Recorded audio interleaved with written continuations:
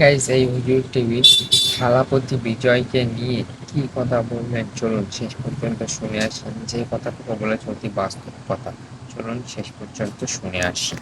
Superstar Thalapathy বিজয় মোদিকে ফেসিবাদী মোদি বলে ভোটের মাঠে চ্যালেঞ্জ দিয়ে সে এখন ভারতের তামিলনাড়ুর মুখ্যমন্ত্রী হয়েছেন। এই নায়ক মুখ্যমন্ত্রী হওয়ার কারণে এখন তামিলনাড়ুর মুসলমানরা সর্বোচ্চ নিরাপত্তা পাবে আলহামদুলিল্লাহ।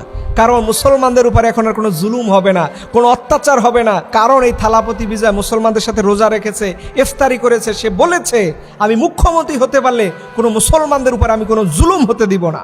কিন্তু আমার ভয় লাগে এখন ভারতের পশ্চিমবঙ্গ নিয়ে। হয়তো অনেকেই চিন্তা ভাবনা করেন নাই, এর কারণ হচ্ছে সেখানকার মুখ্যমন্ত্রী হতে যাচ্ছেন শুভেন্দ্র অধিকারীর মতো একজন উগ্রবাদী প্রচণ্ড লেভেলের মুসলিম বিদ্বেষী নেতা এখন পশ্চিমবঙ্গের মুখ্যমন্ত্রী হতে যাচ্ছেন। আল্লাহ ভালো জানে মুসলমানদের, বিশেষ করে পশ্চিমবঙ্গের মুসলমানদের কপালে কি আছে। কারণ এই লোকটা গতকালকে বলেছে আমি কোনো মুসলমানের ভোটে হই নাই, আমি হয়েছি হিন্দুদের ভোটে। নাউজুবিল্লাহি মিন যালিক।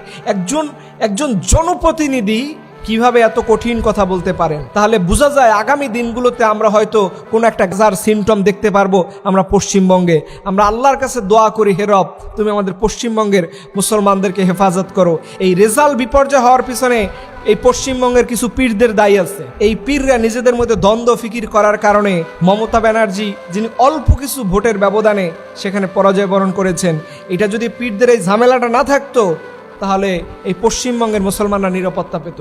আপনি জানেন এই শুভেন্দ্র অধিকারী কতটা ডেঞ্জারাস। যিনি বলেছেন ভারতে যে নতুন বাবরি মসজিদের উদ্যোগ নেওয়া হয়েছে, এইটা উনি বলেছেন আমি মাটির সাথে মিশিয়ে দেব শুধুমাত্র আমি মুখ্যমন্ত্রী হওয়ার পরেই। অলরেডি সেই রেজাল্ট চলে এসেছে। এখন আল্লাহ ভালো জানে ভারতের মুসলমানদের, বিশেষ করে পশ্চিমবঙ্গের মুসলমানদের অবস্থা কি হবে। কিন্তু থালাপতি বিজয় দেখেন অনেকেই বলবেন থালাপতি বিজয় হয়েছে, তাতে কতদূর ভালো হবে এটা পরে দেখা যাবে। কি হবে না হবে সেটা আমরাও জানি না। কিন্তু যে মানুষ রোজা রাখতে পারে, যে মানুষ মুসলমানদের নামাজকে সম্মান করতে পারে, এতটুকু বিশ্বাস আছে সে কখনো মুসলমানদের উপর জুলুম করবে না। আর মোদিকে যিনি ফেসিবাদী মোদি বলতে পারে, আমার বিশ্বাস এই মানুষ কখনো মুসলমানদের ক্ষতি করবে না। আমরা দুহাত ভরে আল্লাহর কাছে দোয়া করি, রব্বুল আলামিন তুমি আমাদের মুসলমানদেরকে, ভারতের মুসলমানদেরকে আল্লাহ তাআলা তোমার রহমতের চাদরে আল্লাহ তুমি হেফাজত করো। সবল নামে।